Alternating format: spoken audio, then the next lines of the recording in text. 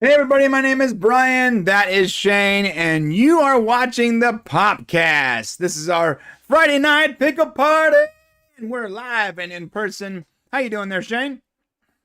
Oh, I'm doing great today, buddy. It's great to be here. We were on late last night doing the Venom review. If you guys haven't seen Venom 2 review, if you guys haven't seen that, make sure you check that out after this video. It is interesting. Yes, and this is exactly how we felt about that movie. You don't, Shane can't hear it, but you just heard a sound effect, I hope. Um, yeah, it's even if the movie wasn't whatever, the review is fantastic, and you should watch that review. And tell us what you think on that review. Also, while you're here, why don't you do us a favor? Hit that thumbs up and maybe share it. We get a lot of views after the fact, but we don't get a whole lot of live viewers, and we would like to get more live viewers so we can actually interact with people. Anyways, Shane, what is on the docket today, my friend? We got so many things that we're going to talk about today. So, for example, did you guys know that the Earth was almost hit by a huge asteroid a few days ago, and nobody saw it coming? We're going to talk about that. We're going to talk about William Shatner's TEKWAR is going to become an animated series. Ooh. We're also talking about the new Amazon Astro, a robot that we believe people will actually adopt and will become a popular item around the house. We're going to talk about a former child star quit acting after a devastating Star Wars experience. That's going to be interesting. Then we have special guest Rob Burnett. He's going to be on today with us, talking about everything with him, IAST strike, and so much more. We're going to be talking about set images from Star Trek Picard Season 3. We're going to be talking about the Babylon 5 reboot that's in the works at CW. We're going to be talking about Star Trek Next Generation set, a brand new set under construction in New York. We're going to be talking about Lucy Lawless, who blames fans for her not being on Star Wars. And of course, the Scarlett Johansen Disney saga continues with Disney tucking its tail between its legs and running away. So that's what we're talking about today. That is a lot of stuff to talk about. Right, it is. A couple of these topics, I'm less interested in than others, but I gotta tell you, I am very interested in that TEKWAR news, so I can't wait to talk about that. Before we get into all that goodness, all that funsies, I gotta remind you one more time: hit that like button, and if for some reason you're not subscribed and you're watching this, why don't you hit that subscribe button while you're there? And you know what? Let me just play this real quick so it's real clear. There you go. I'm gonna turn that off. I've already said it like 3 times. Okay. That said, let's get into the news. Shall we, Mr. Shane? Yes. Yeah, I've had just a little bit of a heads up here. I have had my entire computer has froze on me. So just heads up, I've got access to nothing on Chrome. So I'm kind of shutting down and reloading back up. Okay, that's cool. Yeah, real quick, something I do want to share with everybody is I had something really interesting happen today. Oh no, I know what you're about to talk about. Yeah, it was not cool. It was not cool. Not cool at all. I had I like the NFL. I like football, obviously. Yeah. And there's a couple sports ball. There's a few subreddits that I like to hang out with, the Orville subreddit, the NFL, and of course my favorite team, the Miami Dolphins. So yesterday I was in the subreddit on NFL, and somebody was just dragging the name of Dan Marino through the gutter, and I had some choice words for them. Those bastards. Yes, I believe I even called him a name. I was so upset with something that he said that was not nice. And so the response I got back was from the mods on the NFL subreddit, which basically said, you're getting a 1-week ban from being able to, talk on the subreddit because that was not nice what you said to that guy. So I wrote back to the mods and said, well, look, I mean, all I said was this guy was being a troll, and I basically called him out, and so he should probably stand there like a man and take it. Since he's got the cojones to say what he said, he should be able to stand there and take it. Right. So, I mean, mean, that's fine if you want to ban me, but that's not how the internet works, bro. They're just a bunch of little, cowardly children hiding behind their keyboards. That's how it works. On Reddit, at least. Maybe not on YouTube. well, the response I got back was, "Oh, I see. So 1 week wasn't good enough for you. I guess you'll get a permaban now. Bye." And that was it. Yeah. So now I can no longer post on. I mean, it's just breaking my heart. But fun fact, everybody. Fun fact. Reddit is not the website it used to be. It used to be a bastion of free speech. It used to be ran by Aaron Swartz, was one of the co-founders, the guy who committed suicide after getting I don't want to start conspiracy theory, but the guy passed away after a bunch of documents leaked that he had broken into MIT or something. It's a whole thing, but he was one of the co-founders of Reddit, and his entire worldview was all about free speech, freedom of information. The guy broke into MIT to release patents that were being held for like 20 years. The guy was no joke. He was an actual advocate for free speech. Notice now, when you go to Reddit, they've removed Aaron Swartz, the guy who literally created everything, from the co-founders list because his name is taints their world narrative. And here's what's happening. Now Reddit has become a website that is basically ran by like 6 people. okay. The top 100 subreddits on Reddit, the top 100 subs are owned by only 6 moderators. That doesn't sound right. It's a fact. You can go look up the moderator list, and when you start looking through it, you're going to see the same names. The top 10, top 50, top 100, into the top 200. The only subs that exist that aren't ran by these 6 individuals are very small subs that have yet been taken over by said individuals. Because if they get big enough, they get taken over. What happens is, a subreddit's coming up, it's getting popular. This big moderator is like, "Hey mods, you guys need help growing your channel? Make me a mod and I'll help you with moderating your content and making sure your sub gets big." This is actually what happens. They add him as a mod because they trust this guy that has 15 top 10, top 50 subs. And then he slowly removes the moderators until he's the only one left and he owns it. That's exactly what happens. And it's been happening for like 7 years. So Reddit is no longer a public forum. It's a private forum that a lot of people go to thinking it's a public forum, but their messages, their ideas, everything is being shaped by like 6 people. Well, that's not good, and that's not the way things should be. I gotta fix my camera because I smacked my desk so hard it moved. I've been on Reddit for a long time, and it was always that bastion. But you've noticed in the last several years, you're right, it's become it's been very difficult to say what you want to say on it without being, hammered. I noticed the Star Trek subreddit is very similar to that. Very difficult to check out that mod list. Check out who owns the Star Trek subreddit, and check out who owns r/picks and r/gaming, and you're going to be very surprised. Sounds like a video that needs to be made. Sounds like a video that we would love to make, but no one will watch it, so we won't make it. Fair enough. Welcome to YouTube, everybody. Hey, but let's talk about less depressing news. Okay. A giant asteroid almost hit Earth, and we didn't even see it. That's less depressing than the fact that freedom of speech on the internet is basically just meh. So, yes. You know what? Asteroid, come get us. Let's just end it now. Well, I'll tell you, you're right. So it has been a big joke. I think a lot of people said giant asteroid 2020 or giant asteroid 20. Yeah, I'm voting for the asteroid.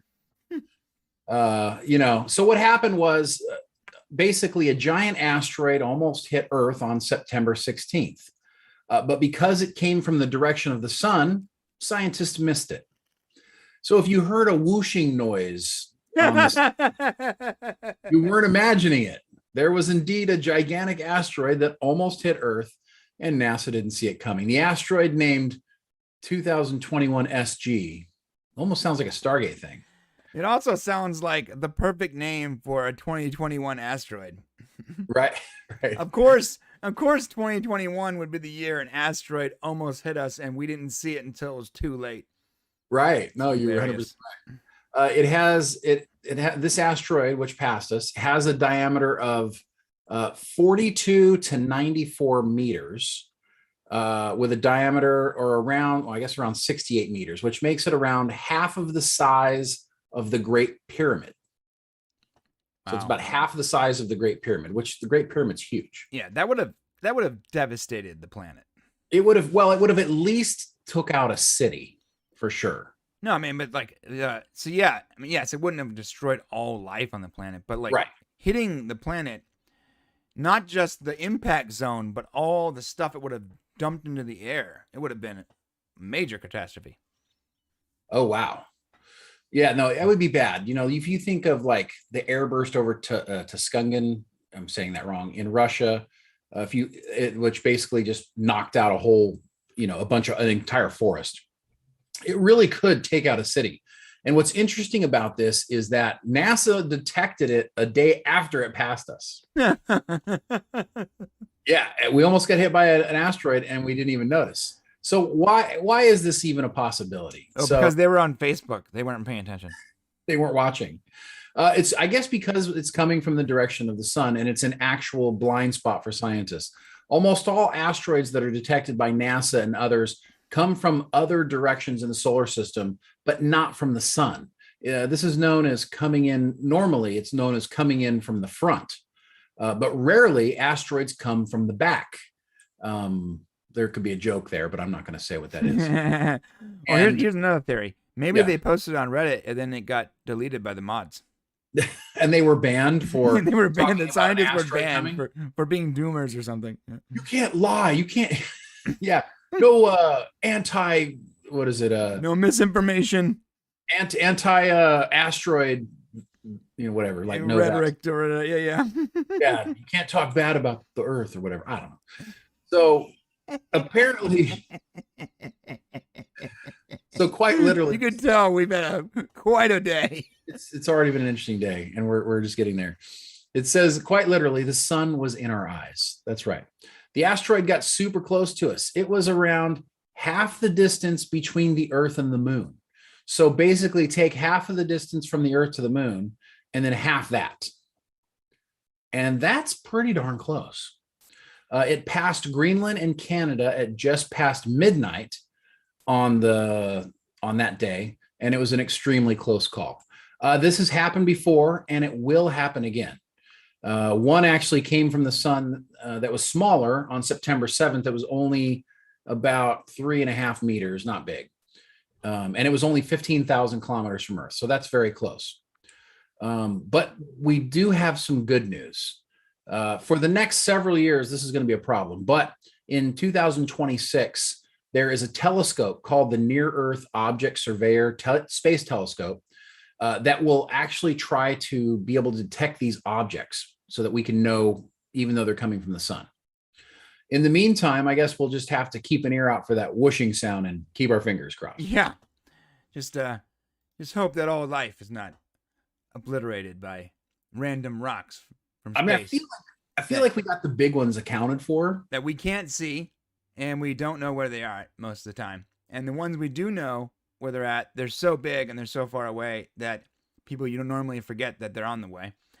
Yeah, just a reminder that we are on a floating rock in space going thousands of miles an hour around a giant billion times larger ball of fire, and there are rocks being hurled at us from other galaxies. And hey, you know what though? Make sure to get out there and watch that next Venom movie. Nothing to see here, folks. Nothing to see. I mean, that's the only way you could deal with life is just like be like, I got nothing. I got nothing. I got nothing for you. All right. All right, next story here. We get to talk about William Shatner's TEKWAR. And I actually have some information about this because I actually read Tech Wars. Whoa. Yeah, man. I'm a big Star Trek guy. I love Star Trek. I love old Star Trek, I should say. Excuse me. I didn't turn my ringer off. Shane, go ahead and take this for a second. I'll be right back. Okay, no problem. Yeah, TEKWAR. So Brian has probably talked more about it. I did not watch TEKWAR. I've read a lot of William Shatner's Star Trek novels, but I didn't get into his other stuff. So basically what's happening is the TEKWAR is being redeveloped for a television as an animated series for adults.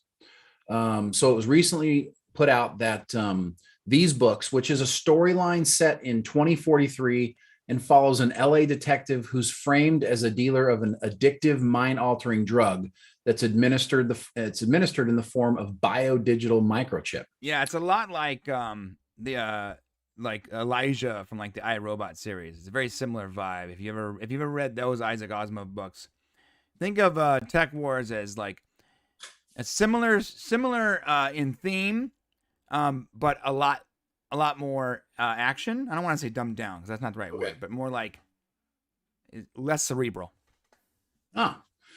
Producers say the series is being envisioned as a mixed reality program where viewers can watch the standalone show or participate in a real-time multiverse that incorporates other layers of the storyline on mobile, tablets, and wearable devices, which is interesting. The original TEKWAR TV series aired in Canada from 1994 to 1996. So what do you know about these books, and what was your experience that people might want to get excited about this animated series? Yeah, it's animated is the only way to make this. So either you make it animated or you just have a ton of money, because it's the graphics and acting, and in order to make it good, you're going to need a fairly large budget if it's live action, right? Right. Or it'll just look really cheesy and bad. So animated's the way to go. Adult animated's the way to go, 100%. I gotta say though, the whole like extra AR, augmented reality layer they're trying to put on this, that might make its way into the series. But I gotta be honest, don't get too excited about that. More than likely, it'll be like an afterthought at best. It will not be well executed, because we just don't have the tech yet to really well execute that kind of a series where it's connected in reality and this, one of those things are going to suffer, and I guarantee you it'll be the tablet app that will suffer and not the TV show. So, cool idea, but we're not there yet technology wise, and or budget wise, and I think that really doing that correctly would end up losing them money. So, a lot of shows have tried doing that. Remember, a lot of shows, even simple interaction, like America's Got Talent saying you can vote, right? Right. Even that simple interaction doesn't always work right. And all that is logging into an app and pressing a button, right? Even that doesn't always work right. So when you want to get really detailed and like have fans, in some way influence the storyline, probably not going to happen. But I like that they're trying. Either way, I'm definitely excited to watch an adult animated version of Tech Wars. That would be awesome. Yeah, it's interesting. Did you know that William Shatner, it was actually ghost written by an American writer, Ron Goulart. So it was like William Shatner and a ghostwriter that actually did these novels. They were published in October 1989, and the novels gave rise to a comic book series, video game, and of course the movie and series, which both featured William Shatner. Actually, what's funny is that means that William Shatner had a really cool idea. He's drinking a glass of wine, hanging out with his horses, and he's like, you know what? Detective in the future, mind-altering drugs. Yeah. And then he made a phone call. He's like, this is what I'm thinking. And he gives this guy like a quick rundown of some crazy futuristic idea. And then he writes it, and he gets the credit for the writing. Oh, it's funny. Yeah, he actually started taking notes for this novel when they were making Star Trek V: The Final Frontier. That's cool. Yeah, and he said that the original idea was to blend elements from Star Trek and actually T.J. Hooker, which was the TV series, the police TV series he did. Yeah. And so he took those two ideas, meshed them together, and that is what became TEKWAR. Well, that's super cool. How many books are there? Let's see. There's 9 of them. And you know what's funny is I only ever read 3. So. Yeah, there's 9 of them. Oh, I didn't know that.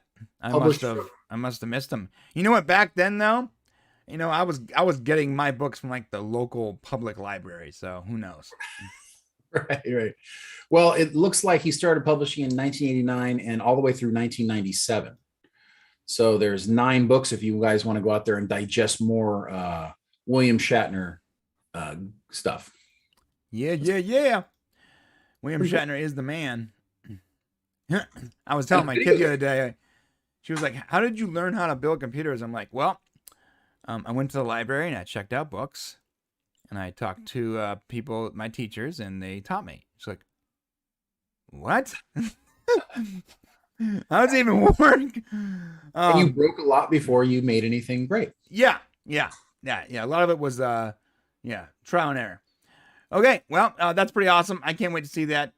Hopefully it comes out soon. And, you know, who knows? Maybe they nail the whole augmented reality tablet app thing. I don't know, but don't hold your breath.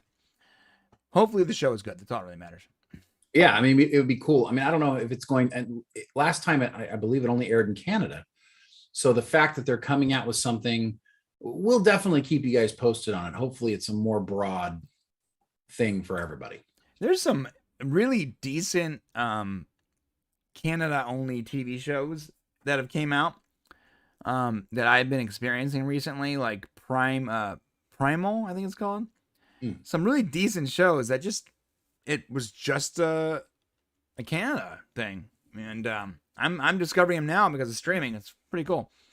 Yeah, there seems to be a lot of that stuff. Like there's things from South Korea we would have never gotten, like the Squid Game or Squid Games. Yeah, there's a lot of actually really good stuff out there that thanks to streaming we can actually see now. Yeah, pretty awesome. All right, let's talk about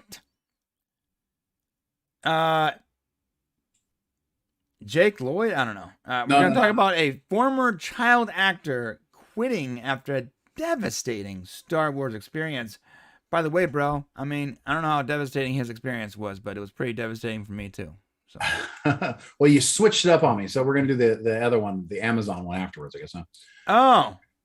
Oh, that's fine. We can do that. My bad, bro. Yes, no, it's good. So I wasn't ready, but let's talk about this because I got to tell you, the reason the story came up is it's fascinating. So essentially, if you go to bestlifeonline.com/Devin Michael Star Wars News, this is what's wrong with the world right now.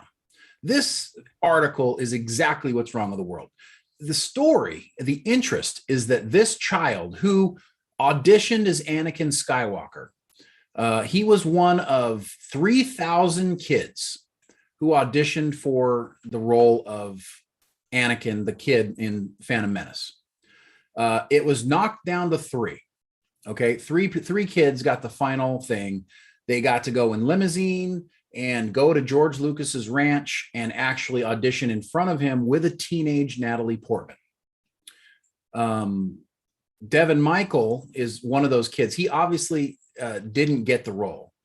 Jake Lloyd was the kid who actually ended up getting the role. Right.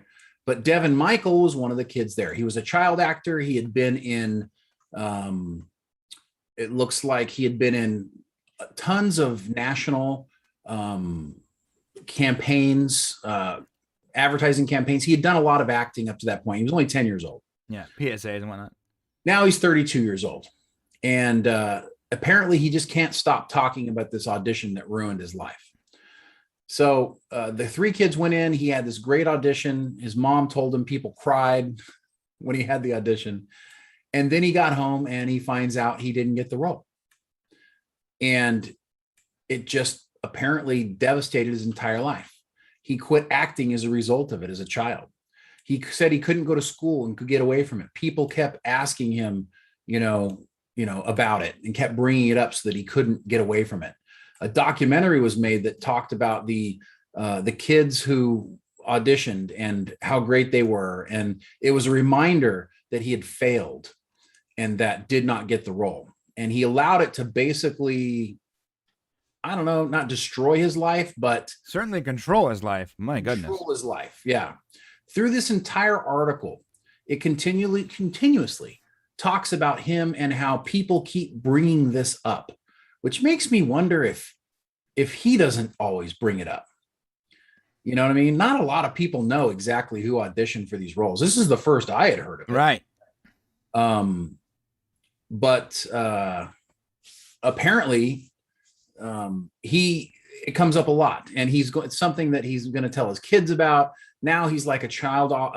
He writes children's books and does some things. But the reason why this is what's wrong with the world right now is because there were 3 kids who didn't make it. Jake Lloyd got the part. Jake Lloyd went on to do a few things, and it didn't really break out for him. Okay. Right. But he had that role. He'll always be remembered for it. This guy decided he was going to quit acting, this Devin Michael, because it devastated his life. But there's one guy, the third guy, that they almost don't talk about almost at all. And this guy is still acting today. He's had roles in Almost Famous, Will and Grace, 24. He recently was in a role called This Is Us. Right. Right.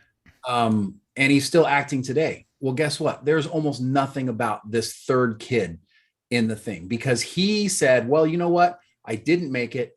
I wasn't selected. He didn't go home and quit acting as a result and give up on his dream in his life. He buried his head. He worked hard and he succeeded. Now, of the 3, he's the most successful. Yet this entire article is about the kid who quit acting because of his horrible Star Wars experience. You get what I'm saying? Yeah, there's a lesson here.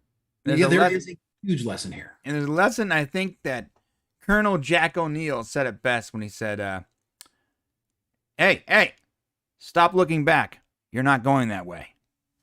Yeah, that's such a great thing to say. Michael Angarano, who's the third kid who still has an acting career today, he didn't look back and he kept going. And he's almost hardly mentioned in this article, yet he's obviously the most successful of the 3 in it to today. And that's our world is talking too much about the crybabies instead of talking about the people who are quietly get to work and succeed. Yeah, who kept trucking. Yeah, he just kept going. Kept looking forward, yeah. So there's this whole story. This gentleman talks about, no disrespect to him and the life he's built. Listen, everybody's different. And if he was devastated by it, he said he couldn't get away from it because the movie was everywhere. He couldn't stop being reminded of this failure that he had by not getting the role. He was 3 of 3,000 kids, top 3 of 3,000 kids. Yeah. I mean, that right there is huge, is a big deal. Yeah, you only look behind you to learn from your past. Don't let your past define your future. That's a problem. Learn from it, and then make it better next time, or make better choices next time, or make different choices, or just acknowledge the fact that you just didn't get lucky that time. It was someone else's turn. His word, yeah, it's true. His words were, it would have been better maybe if the documentary wasn't there. Michael told the New York Times, I know it wasn't malicious, but it felt like being kicked when I was down because it put me in the public as the loser. He said that it followed him through school for years as his peers would always ask him about it. Really, Michael, were your peers asking you about it, or could you not stop talking about it? Yeah, my thing is, I wish the documentary wasn't made. Well, why don't you use the documentary being made about you as a way to kickstart your career? Hey, your name is in the... This guy just seems like... Well, yeah, it's just interesting. Now I don't want to be mean, but oh my God. You were top 3 out of 3,000 people. You made George Lucas cry. Yo, take that to the next audition.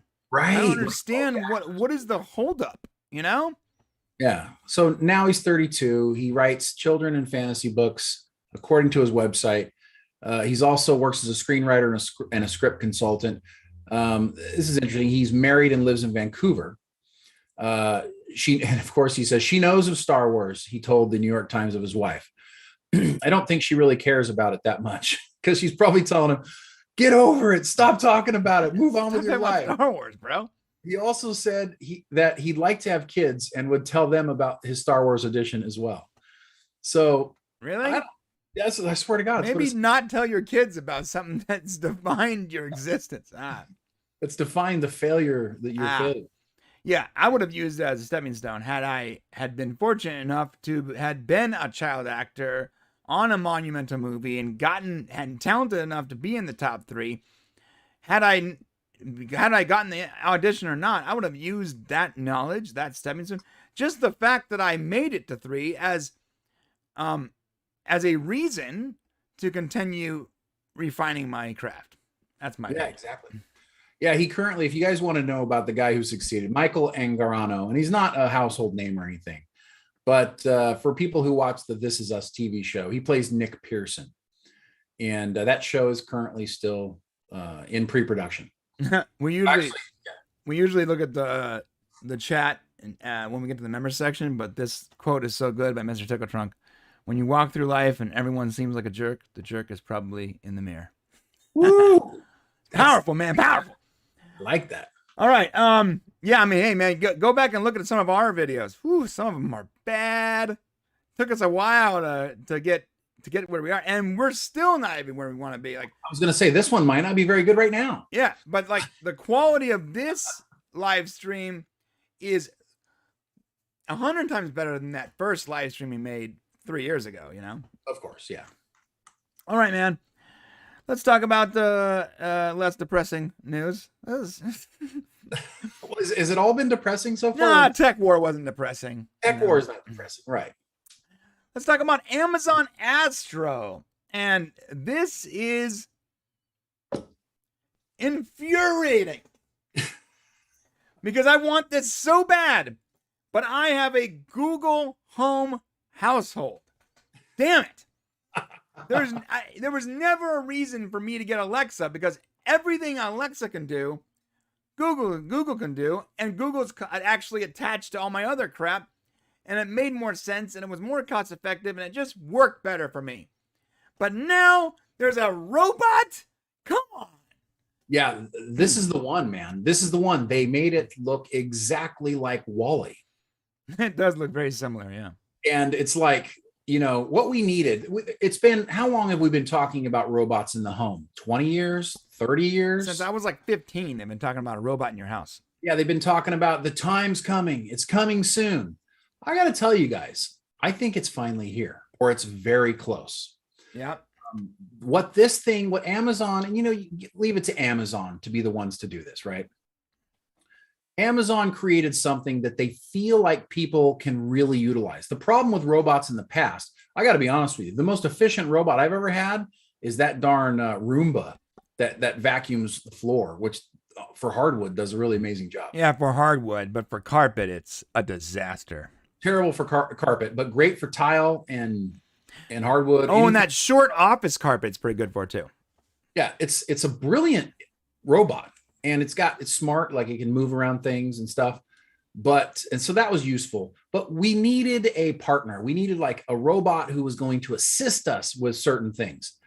And so let's talk about some of this, some of the things this robot can do. So the Amazon's new Alexa-based robot for your home raises tons of questions about how it works. What have we learned so far? Let's see. Well, the interesting thing is that the starting price is $1,000. Yeah. So it is $1,000 robot. Now you might think, well, that's crazy, right? Well, not really, because some of the robots you used to be able to buy that didn't do half of what this thing did would cost you $5,000 or $10,000. Yeah, you know, I think the best Roomba is like $1,000. The good Roombas, I mean, you can get them for several $100. Right. But yeah, it's expensive to get a Roomba. But for this one here, it's really interesting. It has a lithium rechargeable battery, and it can last a few hours before you need to return it to the charging dock. The camera is a 1080 periscope camera with 132-degree diagonal field of view. which extends 42 inches from the floor, which is pretty big. It's a 10-inch HD touchscreen display, basically tablet. It's got Wi-Fi, it's got Bluetooth, it's got a USB-C port. It can bring you a drink. Sold. Well, it actually does more than that. So let's go through what we know it can do. It says here, oh yeah, it's got an app and all that good stuff too. It says here, oh, well, it's only available in the United States. So sorry for everybody watching outside, at least for now. Ooh, maybe we'll give one away. Oh, how cool would that be? That would be kind of cool. It could be expensive giveaway, but yeah. But it looks like they're going to ship January 1st, 2022. So we're only a few months away from it actually happening.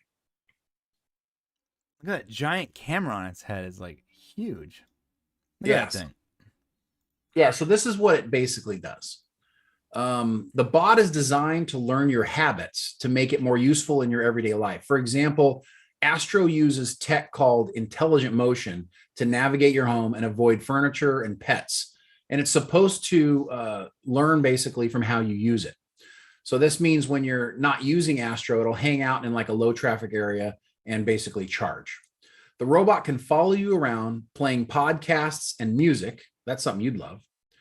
Yes. Well, right? As well as check on others in the house remotely. So like, let's say you got a baby. It can literally go into the baby's room, periscope up, check out the kid, and send it over to your phone so you can look too. Oh, wow. Right? It also can connect to your Ring device for checking outdoor security. Oh my God. I'm going to buy one of these things and put a taser on it.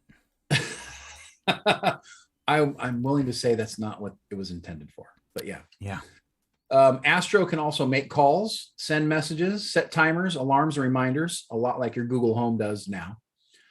The robot even has a little detachable storage bin, so you can use it to carry and deliver items like a water bottle or something to actually somebody else in the home. So you could actually tell it to go send something to somebody and it can find that person in the house. You can video chat and do like a live show, like a live Facebook show or live YouTube show, like in the kitchen. It can be your cameraman basically. Right. So they can detect sounds like breaking glass. So this thing's going to follow you around and learn all your habits and listen to everything you say. Wait a minute. Wait a minute. Here comes the Matrix. Wait a minute. Wait a minute. Okay. This robot is going to follow you around your house, listening to every word you say, taking pictures and video of everything you do, learning your habits, your movements, the way you walk, and it's all connected to Amazon. And it's all connected to Amazon, bro. Right. Yeah, it seems legit. Seems legit. It gets even better. Now I know why it's only $1,000, right? Astro can reportedly recognize faces, look for an elderly person, and provide status notifications for caregivers. Plus, with future Alexa Together integration, you'd be able to set up routines for medication reminders, write shopping lists, get activity alerts, or check blood pressure. I'm 100% buying this, but I want to be clear, you guys. I'm 100% buying this, but let's be clear. Okay. When something is either free or too good to be true, that means it's not the product. You're the product. That's what that means. Wow. Yeah, we are the product. Okay, just to be clear, okay? I'm cool with being surveilled. Whatever. You want to see a fat guy walk around with no pants on? That's fine. I'm sure China's watching your house. I'm positive there's a couple old guys in China watching me through those $40 cameras. We have $40 cameras in my home. This blows me away. I didn't even realize this until I told Shane. I was like, Shane, bro, I outfitted my entire house for like $40 a camera. It cost me like maybe $300, and I have every important part of my house with this 1080p camera that not only is connected to an app that I'm not even paying for that records and shows me movement, but it also moves, and I can even outside my home talk through it to my kids. It's phenomenal. He goes, how is it only $40 a piece? I'm like, I don't know. It's a great deal. He goes, how is it only $40 a piece? How is it only $40 a piece, And Brian? yeah, his entire vocal range went down. I'm like, oh yeah, that's how. Oh yeah, okay, so I'm being surveilled by someone in China right now. Okay, Someone's mining your house, bro. You are the gold mine. Yeah, I'm the gold mine. They know they know how to market to me. Oh man, thank God I'm not like a government official or something, right? Right. Wouldn't that, well, I think that's why you can be so cavalier about it, is because you're not I have zero secrets that are valuable to anybody. Like if they're watching me on those cameras, they're watching me like scratch my butt watching Star Trek eating, Doritos or something. Right. And they're like, oh, why are Americans so fat? And every once in a while I look up and go, hey, what's up? What's up, Chen? How you doing, bro? Is this your shift almost over? All right. Cool. I think it's funny that here's some nipples. I think it's funny that we live in a time where we can joke about this kind of thing, because it's actually not really funny. When you get down to the bottom of it, that it's 100% happening. We are getting spied on. I mean, and the more technology we have, the worse it is. I mean, from our phones now, it's been proven that, when you say something into your phone, when you say okay and accept everything for an app, you're basically allowing them to listen to what you're saying. And you've seen it where you'll say something and then all of a sudden that will pop up on your phone or on your computer. Yeah. This happened this week. You and I were talking about something for the studio. I think it was like glue or something. I don't remember. But we were talking about it on the phone. Talking about sniffing glue. Yeah. No, like there's a chemical we buy for our shop. Anyways, and then I opened the browser to go look for something, and like the very first ad is for like this image armor stuff. And I'm like, what? Like, come on. Like it listened to my words, and it literally like transcribed them and say, oh, he's looking for this right now. Let's show him an ad. That is such a crazy invasion of privacy. Now listen, I don't personally care, but I realize how horrible it is. But for me personally, I don't care. I have nothing to hide. I'm not a government official. You're not going to get anything juicy from me. In fact, when you serve me an ad, you might be right. I might be actually looking for that item right now. So I'm like, hey, thanks, made it easy. That made it easy. But I realize how dystopian that is, and how, especially since they don't even divulge that information. Like they're not even offering the fact. Like we've proven it. There's YouTubers that have proven that the whole voice to text transcribe thing is happening on your phone, but they still deny it, which is incredible. When it's been, they've done tests, like scientific tests, where they've had multiple devices set up with control and experiments, and they've proven like this is actually happening, yet they still deny it. Like, yeah, what are you gonna do? Oh, you're wrong? No, you're wrong. Oh, okay. I guess we're at stalemate now. Like, I guess that's it. We're at a stalemate. Keep listening to me talk. Like, well, it's funny because Mr. Tickle Trunk mentioned Social Dilemma, Brian. The Social Dilemma was a Netflix documentary which every person should see, which goes into great detail on how our information is being, basically scraped from us. So is this going to happen with the Amazon Astro? Probably. Amazon is no less guilty than anyone else. Amazon, but let me tell you what this robot, aside from Google, Amazon might be the worst. Might be worse. Well, let me tell you what this also can do. This robot detects sounds like breaking glass or smoke detectors and will alert you. It can go and check to make sure the stove is off. So this is the reason why I believe it will alert authorities when they come to make sure you've gotten your all your medication and you're trying to hide from them, and you little Astro, hello officer, he is under the bed. You rat! He is under the bed and he did not take his medication today that the government makes you take. And like, what? Right? No, you're right. Well, they've got that. Get him!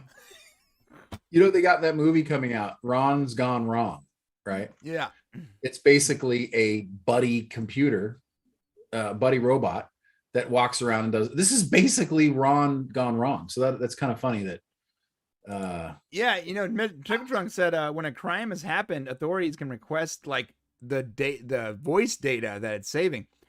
So like, how much voice data are they saving in those in the Google Homes and Alexas and Siris? Who knows? I gotta be honest though. Still, while I understand it's wrong, if anyone was gonna commit a murder in my home, it wouldn't be me. Which means I would probably be the victim. Which means I would probably want the authorities to be recording me. Right. Equilibrium. Yes, that movie is fantastic. Same concept, Equilibrium. Yeah, take your medication. Yeah, that's with Equilibrium. Oh man, I gotta watch that movie again. Oh, nice. Okay, so I believe Rob is now waiting. Our special guest for the day, Rob Meyer Burnett, is waiting for us. All right. So if you want to bring him on in, and we will get it going. I'm gonna bring him on in. Bring him on in. Bring it on, Rob. Rob's coming on in. Rob, can you hear us, brother? I can. And listen up, everybody. Proper introductions are required here. My name is Brian. You just saw Shane. This is the Popcast, and we are being joined by the legendary, the man, the myth, Mr. Robert Meyer Burnett. What's up, my friend? Well, I'm sober. I'm just drinking some Diet Cola, so that's good. Other than that, I'm a big fan of your work, obviously, and it's great to be here with you both on this fine October 1st, or as we say, Rocktober or Spocktober, depending on where you're coming from. You know what's funny, Rob? I was telling Shane yesterday, I was like, when we had like 700 subs, we put a video out, or maybe 1,000 subs. It wasn't very much, but we put a video out and we shared it on Twitter. And I remember you commenting on that thing and being like, yo, this was great. I love this. And I thought, initially, I thought it was just someone being nice. And then I saw it was Robert Meyer Burnett. I'm like, holy shit, Shane, it's Robert Meyer Burnett. He liked our video. Come on now. And we only had like 1,000 subs at the time, man. I remember that video, but it was really good. Yeah. You know, when people talk about Star Trek the way that they should, then I'm a fan. True that. Thank you. That's actually a huge compliment. You know, there's a YouTuber named Dave Cullen that I love his takes on Star Trek. That's the Irish guy, right? Yeah. Yeah. And he has the animated version of himself. And a lot of people think that during the pandemic he went over the deep end, off the deep end or whatever. That doesn't change the fact that his Star Trek takes are spot on. Right. Yeah. Regardless of how you feel about his politics, his Star Trek videos are phenomenal. And this is one of the things, like, I've always liked him. I mean, I don't necessarily agree with him about a lot of what he was talking about during the pandemic, but he's recently started posting more videos about Star Trek, and he's dead on. And what I find disheartening is I will say, God, you know, I love Dave Cullen's videos about Star Trek, and someone like, yeah, but what about his politics? And I'm like, why do we define people universally based on one opinion they may have? Right. Well, yeah. And I'm like, look, I like Dave Cullen's videos. I like Dave Cullen. He's frequently called me out in his videos in a nice way, and I respect that. But, you know, on YouTube, when I see something that I like, I'll call it out. I'll be like, this is a good video. Yeah. And your videos were actually really well produced. And it's not about his politics. You're talking about that specific topic. So. But what's interesting is people like, well, Rob, I don't want you to talk about politics when you're discussing the MCU or Star Wars or Star Trek. And I'm like, you do realize Star Wars is about a rebellion against an oppressive government, right? It's literally what the movie's about, right? It's literally about that. And like Captain America used to punch Nazis. Yes. I mean, the character is inherently political. Yeah. And Captain America, the Winter Soldier especially, is a political movie about the surveillance state. So it bothers me when we're going off on a tangent here. We should talk about the fact that Venom, Let There Be Carnage opened with $11 million last night. Woo! And James Bond opens in a week. But, you know, it's that's why I don't like the modern era where everybody wants to characterize everybody else by one thing. I got canceled for one tweet that I made that a lot of people misunderstood. Admittedly, it was not very self-explanatory, but I was responding to a dead man on a sidewalk. Yeah, Robert, I actually liked that tweet when you tweeted it. Well, you had to see the video Yeah, I along saw with it. the tweet. I saw your and, tweet, and I was and like, it was, "This they were guy's together. spot on." Right. And I was being, I'm like, I was being darkly sardonic by saying, you want outrage, MFers? I mean, where's your Right. Second Amendment supporter? Captain David Dorn, a 75-year-old father of 5 and grandfather of 10, was murdered by an armed robber. People Right. that There went should to be outrage. and and that's what that was the first line of this tweet. Well, it was taken out of context, and people are like, Rob Burnett is advocating killing looters. I'm like, I've tweeted over 100,000 times. No one, and this tweet. one tweet, I'm no longer with the Schmodown. Oh, you yeah, know, that's when you left the smell down. That's right. yeah. And the Can I funny ask thing you a was, question? the people that came after me though were people I worked with. Yeah, They were friends Harloff, of right? mine. Chris Harloff. Well, Christian didn't come after me, Christian. but still, it was like, you guys know me. Right. And I'm like, maybe somebody should call up and ask, what did you really mean by this? And what was funny was, I did get a call. John Campea called me and he said, Rob, this could be misconstrued. Maybe you should take it down. And or apologize. Based on his input, which came out like 20 minutes after I tweeted, I made an apology video where I realized people were heated. I was angry, Right. I made an apology video and apologized for this tweet. It was only after that people I knew came after me, and people I'd worked with, and called me a garbage person. Jeez. Wow. And I was like, not Campea, wow, though, right? No, not Campea, not Christian Harloff, but it was interesting. And we had Christian stepped in and we had a mediation and we talked to everybody, but I'd already made an apology video. And no one called me and said, Rob, are you really? And people are saying that I was advocating killing looters. That's crazy. In this, well, I understand, like, during the time it might have been construed that way, but I was like, if you take my tweet was a retweet of a video that had this dead man on the side of the road. Nobody right. was, and what really bothered me about it was that I direct a video series called Crisis Medicine Tactical Casualty Care that is all about providing pre-hospital care to casualties in active violent events. Mm-hmm. So I was doubly angry. I was so mad about this poor man left on the side of the road. And I was thinking, if anyone had watched our class or which was created by a friend of mine who's a former Green Beret medic, and he's now an ER doctor. I was so angry on so many levels about this video. And it was interesting that people were calling me a white supremacist. That's insane. I mean, it was so weird. I'm like, insane. Well, one, I'm Jewish, and two, the man I was outraged about is a black man, a father, a grandfather. He's dead on the side of the road. But who cares? It was a human that got killed by someone that was trying to by an armed robber. Business. They came there to rob that business, and it was and what was really interesting is the fact that 100,000 other tweets of mine were not scrutinized. It was only one. Right. And I'm like, wow. And then suddenly, and I played ball, with everyone, but at the end of the day, I was the one that was apologizing for my anger and outrage. And I meant it. And I'd already apologized for it before anybody called me out on it. Right. And so that apology video was already up on YouTube before anybody else came after me. But I'm still the garbage person. No, but listen, Rob, it's good because now you get to start your own pirate ship and be in complete control of your own destiny, and eventually you'll be uncancelable. Right? I think Tom McDonald say you can't cancel me. I'm scandalous. Right.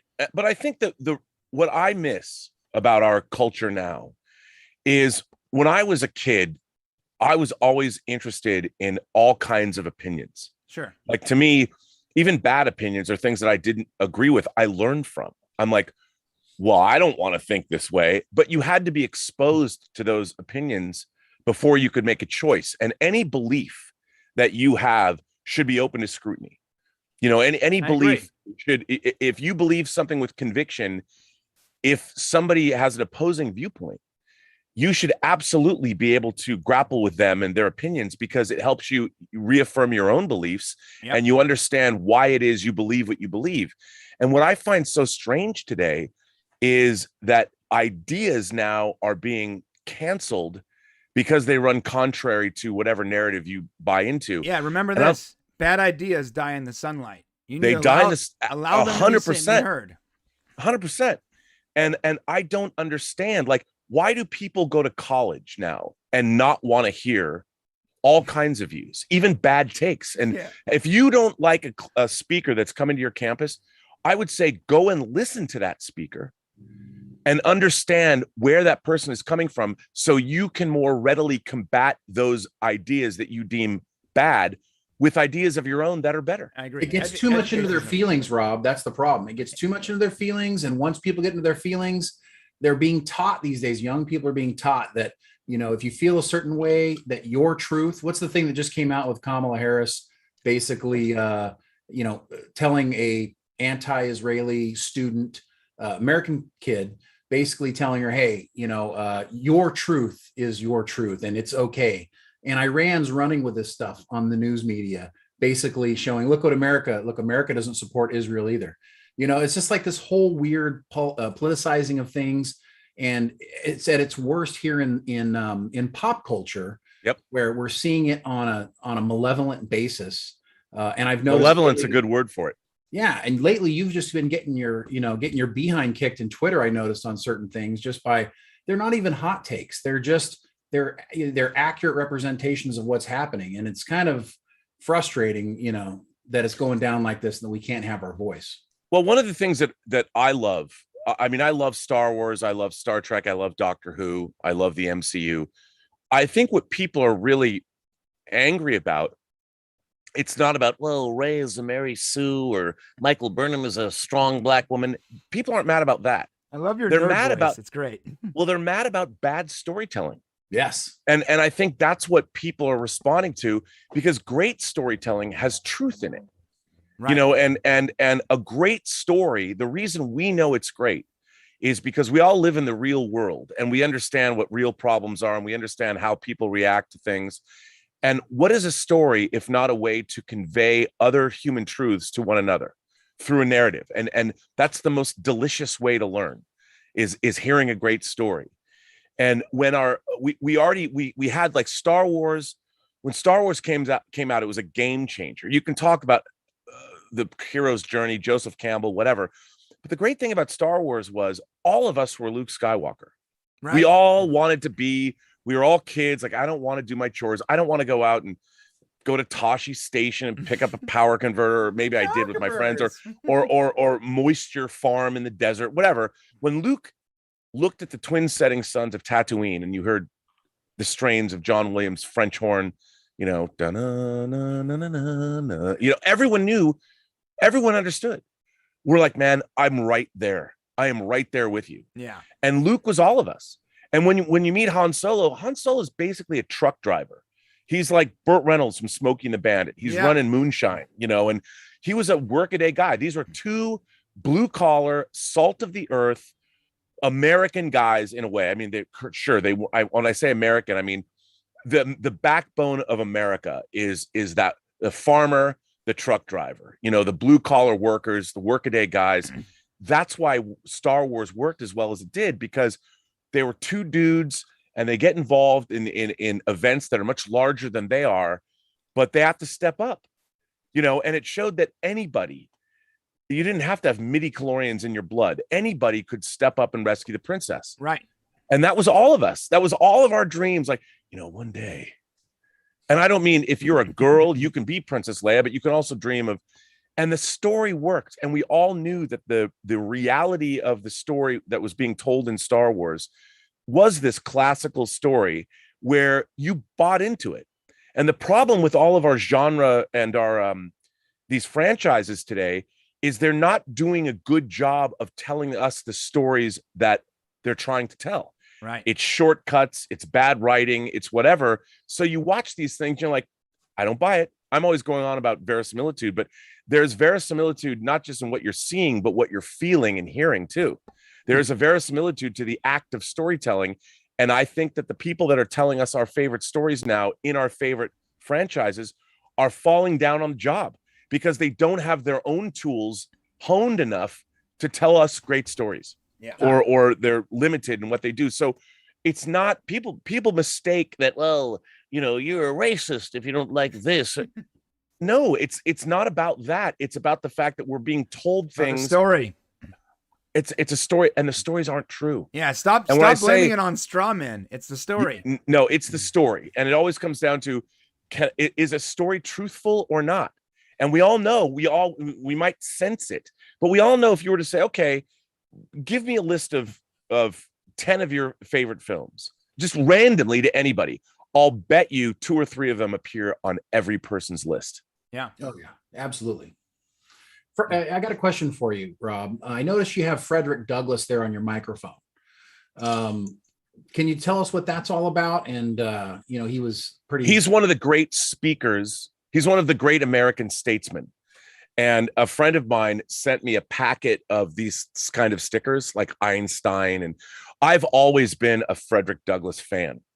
And I was actually, at one point, I was even working on, you know how they did Abraham Lincoln Vampire Hunter? Yes. We were going to do a project called Frederick Douglass, American Slave, American Zombie Hunter. Oh, okay. And I actually did a photo shoot with Phil Lamar and Isaiah Mustafa. Look at me, I'm on a horse. And the 2 of them came in, and Phil was going to play Frederick Douglass. And I'm just a huge fan of his. I've always been a fan of Frederick Douglass. And when this was because he was a great speaker, and I'm like, man, that's who I aspire to be. If I could get up and speak the way Frederick Douglass speaks, I'd be doing okay. Excellent. So it's funny because I can see this because I'm looking in at, I see myself as I'm on the screen, and every time I look at I see Frederick Douglass, and I'm like, I got to do better to be like him. That's cool. He's got one of my favorite quotes. He says, "If there is no struggle, there is no progress." That is exactly right. Yeah. And I think there's an important lesson there.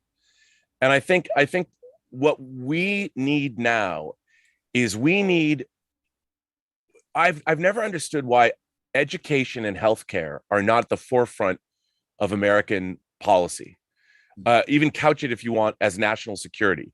We need a healthy and educated population. And I feel like we're not doing either one well. And it just like if there are areas that are depressed, that don't have good teachers, don't have money, let's put the money there. Right.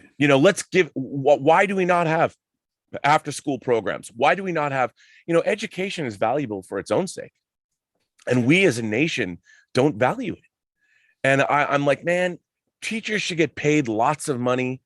And we need after school programs. When you're in middle school or high school, that's when you're supposed to like figure out, wow, I went in the drama club. I was in a play. I had no idea that I enjoyed this. And maybe you helped build sets, or maybe you were an actor or something, but you learned to do something you wouldn't normally do. And if we don't have those programs, I mean, education for its own sake is valuable. And more than ever, we need that. And now with all of our polarization and everybody's, moved into various tribes, I'm on this side or I'm on that side. And if you're either for me or against me, it's like, man, that's not life. And we need more of that. Here I am. We shouldn't do a political show on the Popcast, but of course now I'm just railing. We now call it the Polcast. That's what it's called. Yeah, right. But what did you guys want to talk about? Well, I got to talk about Picard. What's cool is we're gonna talk about North Korea. What's cool is we just when we have our guests on, we want to talk about whatever's going on with them, what their thoughts are. So this is great. We don't really care what the topic is. We're talking about you, but I do have something interesting I want to get your take on. Oh yeah. And we have this weekend's a big weekend. The International Association of Theatrical Stage Employees are holding a vote on whether to authorize a strike that would once again shut down the industry. The vote is expected to pass by an overwhelming margin. Possibly 60,000 workers will be off the job. You know a lot about this. What can you tell us? Well, it's okay. So IATSE is it's everybody that works on a set or works on making the workaday grunts that make movies. And I'm an editor, so I fall under that umbrella. And by the way, this was a union that was started in the late 1800s, and it started as a theater, people that worked in the theater, that not necessarily the actors, but everybody behind the scenes that busted their humps to make sure you saw a great play. That's where this union started. So it's an old union. It was from the dawn of the motion picture industry. And the thing is, making movies is hard. It's grueling. And in Hollywood, so people might not know this, but your average workday is 12 hours. And usually you start either 6 a.m. or 7 a.m. and you get either half an hour or maybe an hour lunch, and that's it. And you're working 12 hours. So really, with commuting time and setup, and it usually you're there for 14 hours or more. So it is a grueling day, and people are busting their ass to make movies. It's hard. It's a hard, laborious job to be on set, and whether or it be in a post-production bay and edit for 10 or 12 hours. And the problem is, like with everything, they want to pay everybody less and less and less. They and in this day and age, what people don't understand, I think what it has been lost, is that the economics of entertainment are changing. And when studios made movies, it was always a crapshoot. It was always like, well, we could spend $200 million and this movie is not going to work out. And that's rough. Now, however, in the streaming world, Disney has Disney Plus, and just for the sake of argument, they know, let's say they've got 100 million subscribers. They've got more than that, but 100 million subscribers. For the first time in history, Disney can look at Disney Plus and go, we know on a monthly basis how much money we're taking in. And I know it's less than $10 a month, but let's say it's $10 a month. So 100 million people. So that's $1 billion a month that Disney is getting. Never has a studio that made movies have this kind of regular income. It hasn't happened before, because it was always a crapshoot. So Disney's library is now in one place, and so they know, wow, we're going to make $12 billion a year guaranteed. That's a lot of money for a movie, and that's, forget the parks, forget the cruise ships, forget from a standpoint of entertainment. And by the way, that money is coming from stuff that's already been made. Right. So it's already on their service. So they're making $12 billion a year. So what the workers that are making this new content, all they want is they want to not work as hard and as long, and they want to get paid based on their worth, like everyone. You're 100% right. The union is seeking 10-hour minimum turnarounds. So the time between production days, they're looking for 10 hours. That's not a lot to ask for, to be off 10 hours to go back to work. And then if they want a 54-hour minimum turnaround for weekends. Yep. Which, sounds reasonable. And by the way, I mean, this should happen. How many people drive home from a set tired? I don't know what the actual numbers are, but accidents or things like that. And even 10 hours. Now, I'm also a producer. As those of you know, I have a movie, Tango Shalom, in theaters now. Nice. In Ohio, in Palm Springs, in Florida, in Boca Raton. If you live in Boca Raton, go see Tango Shalom. Support indie cinema. Yeah. But as a producer, I'm like, God damn it, you're going to work 16 or 18 hours because I'm telling you. Because the thing is, you only have so much money and so many days to shoot your movie. Right. And on a low budget movie, it's like, if you have 18 days to shoot your film, every minute is precious.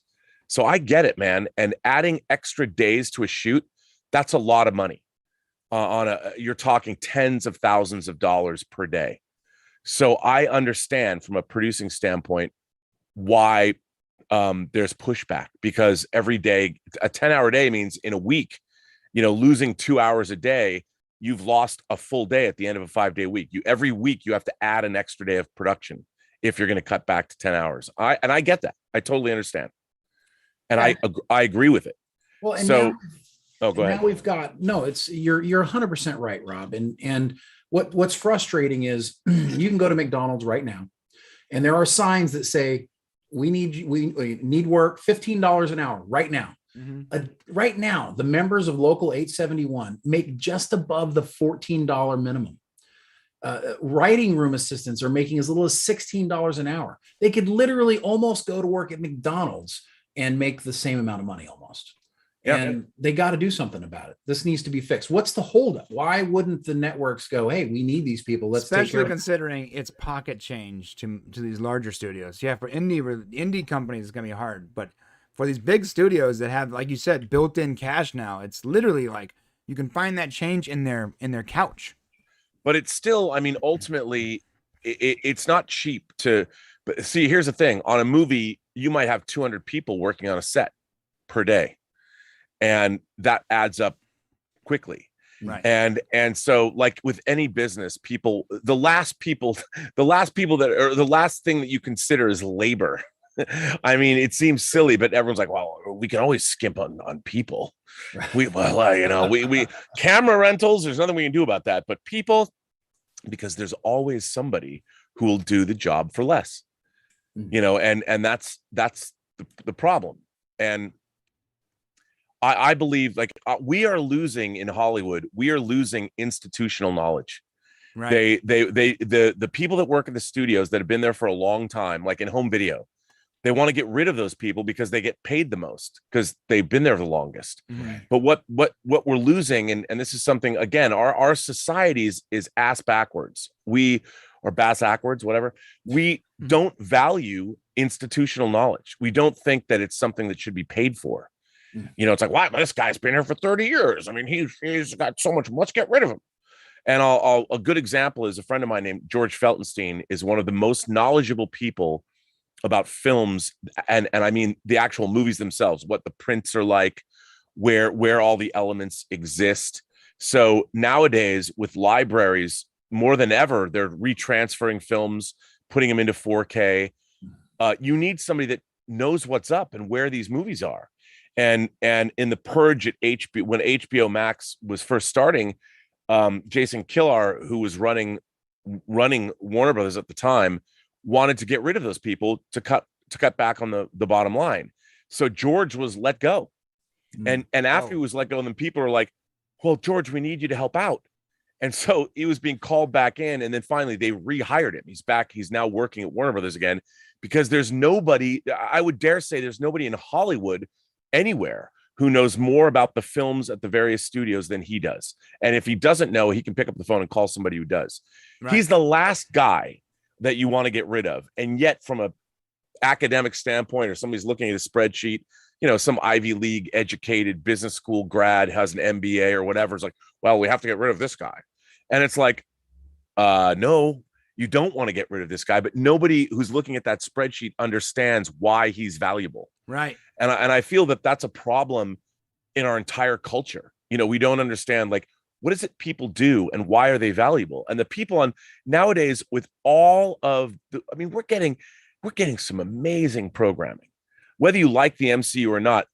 I mean, between Falcon and Winter Soldier and Loki and WandaVision, those are beautifully made entertainments. Whether they're your cup of tea, okay, but they're beautifully made, no expenses spared.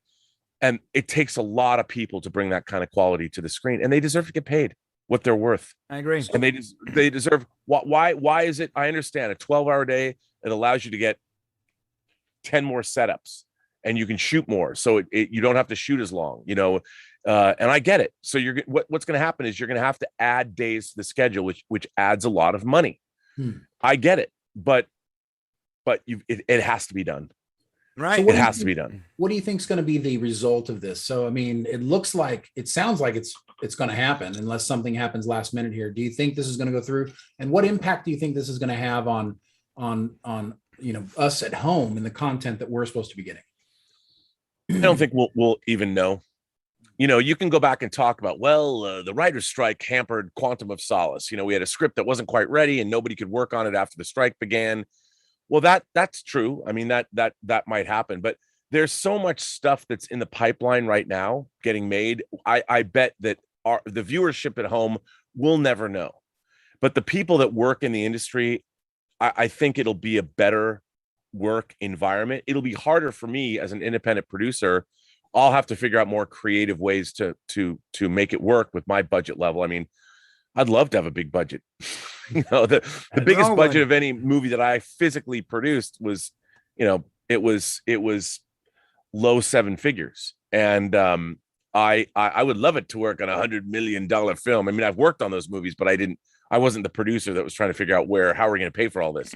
But I don't think it's really going to affect us as viewers or content consumers.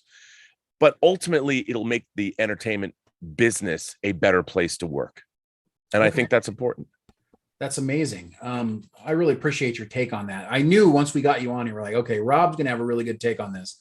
And we want to share that with people since it's happening this weekend. I know we need to move over to the member section here, Brian. But I wanted to give Rob, can you tell us, we want to keep you on. Hopefully you can stay with us a little longer. Yeah, no, hey, man, Awesome. I'm here for the duration if you want me. All right, perfect. But while we're in this section of the live stream, where can people go to get more content from you? Give us some of your pitch on what people can get your stuff. Well, I have a daily YouTube channel that I usually, it's been a little sporadic because I've had a lot of work getting our film Tango Shalom into the world, but you can find me on the Burnett Work. Okay. I'm also on the John Campea show 4 days a week in the morning. Now we moved it to 11 o'clock, but I'm on Monday, Tuesday, Wednesday, and Friday on the John Campea show where it's a daily entertainment news show where we talk about movies and TV. And then you can find me on Instagram where I'm either posting pictures of whatever physical media I got or my dogs or Star Trek. No. And then I'm on Twitter at Burnett RM. And I leave my DMs open. So anyone, if you want to send me, dick pics or nasty messages, slide or into tell me those I'm terrible, DMs. slide into my DMs. I'm a straight man, but I'm always curious why anybody wants to send anyone dick pics. But, yeah, boobs are good. I don't mind boobs, but be careful what you ask for. I know, right? I know. I'm my own. Yes. Male boobs coming on up. But yeah, so you can always find me, and I try and be pretty communicative with people, and for the most part, I've had a pretty good experience leaving my DMs open and having, because the whole point of my channel is to foster conversation. Right. My whole philosophy is I call my audience imagination connoisseurs, and it's all about building a community and to have an open dialogue. Even if I might vehemently disagree with you, I think the important thing is to have a cogent, good, a meaningful discourse. Even if you don't agree with anyone, we have to be able to talk to one another. I agree. And it's a skill that we're losing. And I don't understand. And one of the things I've always loved about making movies is, on a movie set, you have so much knowledge from so many different areas, and everybody comes together. I mean, you've got hair and makeup people, you've got grip and electric people, you've got the producers who somehow found the money. You've got all these different walks of life and different skill sets on a movie set, all working toward the goal of creating something great. And I find that very exhilarating. And I've always loved working on films. Even when I was a young 22-year-old, I worked on my first movie, which was Leatherface, the Texas Chainsaw Massacre 3. And I was the art department assistant. And I thought, okay, I'm just going to be a grunt driving around and picking stuff up. There was that too. But I learned so much. They're like, Rob, can you go paint this set today? I'm like, yep, yes, I can. I learned, I kept my mouth shut, and I figured I was going to be getting coffee for people for 3 years, but that's not what happens, And I think that's kind of lost in this day and age. People are like, well, I just got out of college and now I want to produce. So let me come produce your next movie with you. And it's like, bruh. You got to be a PA first. You got to get people coffee for the next 3 or 4 years, because that's how you learn, man. That's how you learn. Yep, I agree. Well, you can also find all of Rob's links in the description below, both of the archived videos, because we are moving over to the members stream, which means that if you're watching this right now on Popcast Unleashed, then you're about to see a giant word. What a great idea. I love this idea. Yeah, thanks, man. Popcast.co/join, or you can just go on the link in the description and click on youtube.com/thepopcast/join or popcast.co/join. Hit that button, and you can come over here and watch the rest of our stream, which is going to be even better. And we'll leave the audio on here for a while, but I'm just going to go ahead and just turn the video off right now. So everybody wave. You gave him the link, right? Did I miss it? Yeah, right. I'm waving. Now all you're seeing right now, if you're on that channel, is popcast.co/join or youtube.com/thepopcast/join. And that is where the rest of this stream is going to be. And we're going to have a lot more fun because that's behind a members wall, which means that we can show more content. And Shane can take his shirt off, which is always a plus. You'll take your shirt off. You always say that, but it's you taking your shirt off. All right. Yeah. No, So I'm just- instead of OnlyFans, we have the members section of the podcast. All right. All right. So yeah, we are officially on the members section. And if you're hearing us on PCU, that's all you're doing. You're hearing audio, and that's going to go bye-bye soon. So if you're still over there and you want to hear the rest of the stream, come on over to the Popcast. I got to tell you, I love Popcast Prime. And I just lost my headset. All right. going man. Past Prime. Yeah, welcome love- to the members section, Rob. Hello, members. Thanks for being a member of the Popcast. Yeah. And I think we have a video of the week, don't we? Mr. Tickle Trunk says he's going to send Rob dick pictures of Dick Cheney. I love that. I'll take them. Yeah. All day long. All right, so we got a video of the week. I wanna get that out. Let me pull that up real quick. Pull it up. Pulling up the video. I don't even know what this one is. Is it good? You know what? I don't know. Are we going to be able to hear it? You're not gonna be able to hear it. They're gonna be able to see it. You're not gonna be able to hear it. I'm sorry. This happens all the time. I don't know what to tell you, man. I can't figure it out. I can't figure it out. Oh, yeah, we're gonna. Rob and I will sit here in silence while we enjoy the whatever. Yeah. All right. Hello, darkness, my old friend. Yeah. So in honor of Brooklyn Nine-Nine, which ended its run recently, I'm gonna share this clip with you guys, which is one of my favorite cold opens from Brooklyn Nine-Nine. If you haven't seen that show, you should go check it out. And it finally ended its series finale a couple weeks ago. Here we go.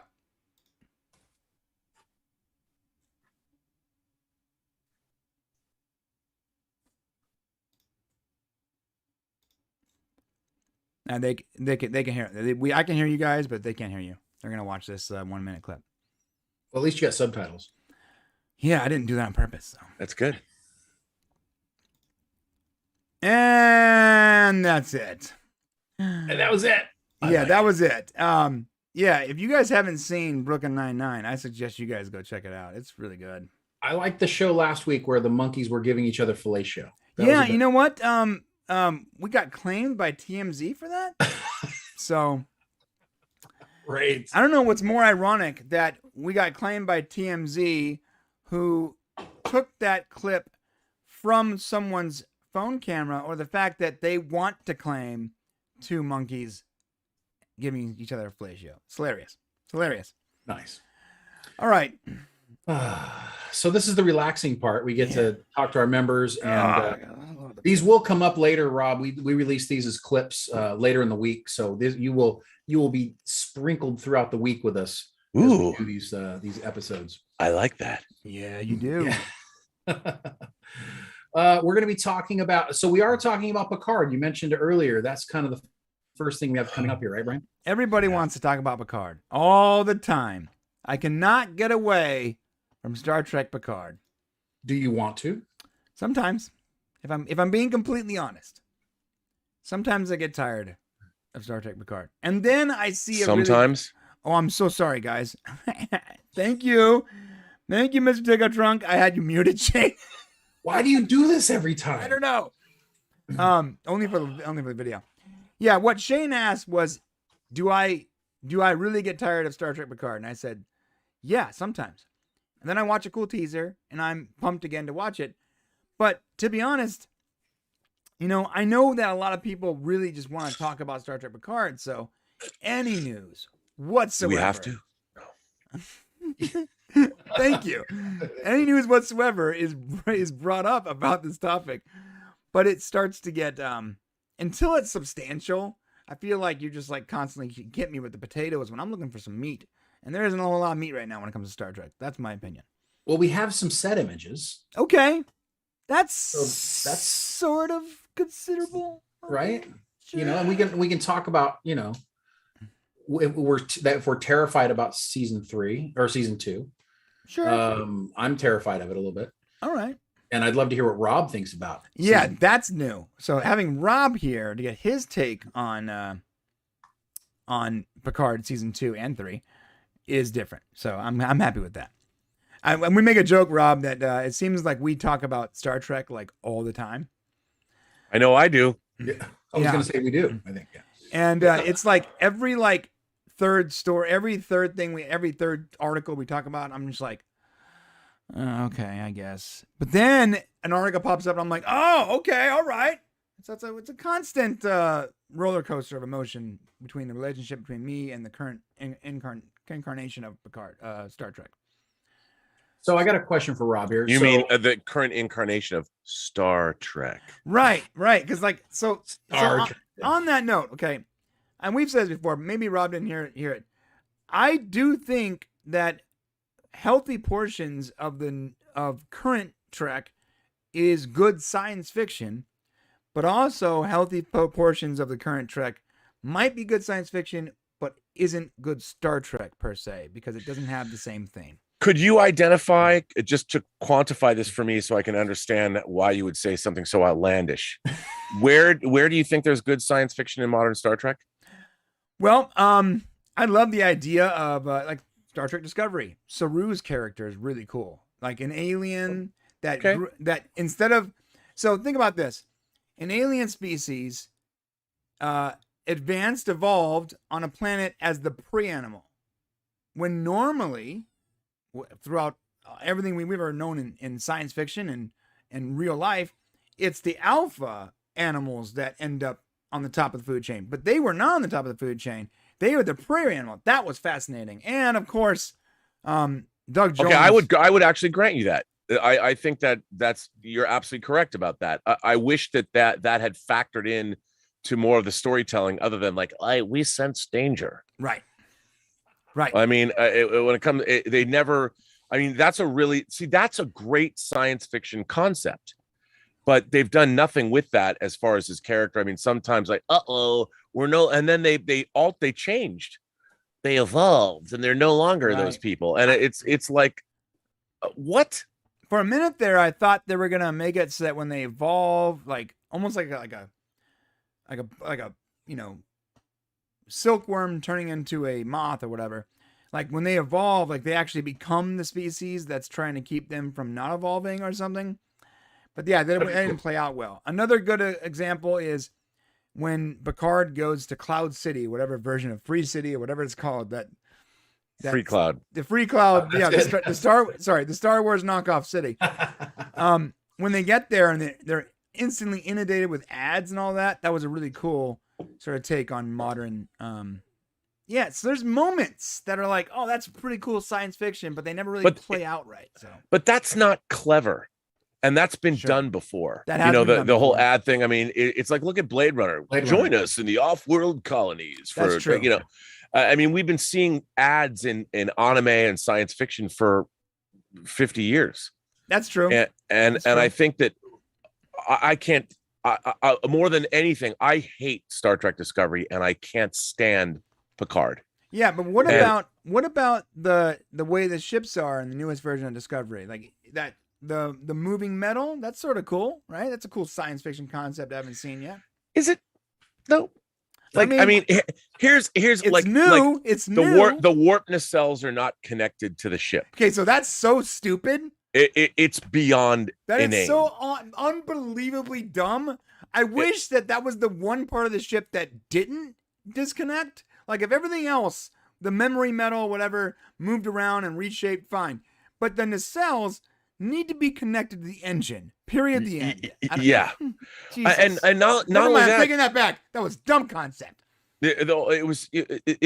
What's even worse is all of the designs of the ships are terrible in Discovery. Horrifyingly bad design. And what's really interesting is if you inherit the Star Trek universe, you take that universe. Like, why are you changing it all? A spore drive?